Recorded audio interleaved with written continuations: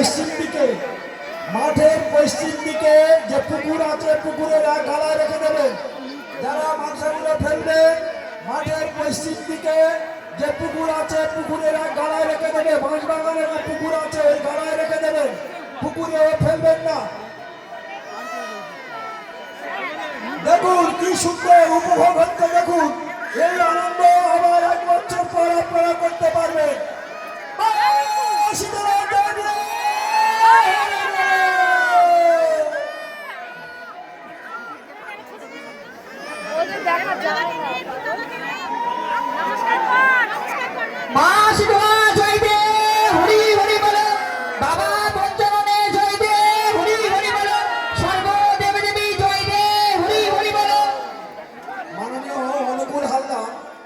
অনুকূল হালদার আপনি আমাদের এই কমিটি ঘরে দেখা করুন।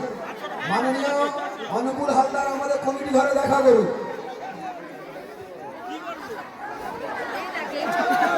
আপনারা দেখতে পাচ্ছেন এই যে ধুনো জ্বালানো, এই যে ঐতিহ্য, এটা মায়ের আশীর্বাদ ছাড়া কিছুই হতে পারে না। কারণ অত দূর পর্যন্ত ধুনো উঠছে, আপনারা বিভিন্ন জায়গায় ধুনো জ্বালানো দেখেছেন।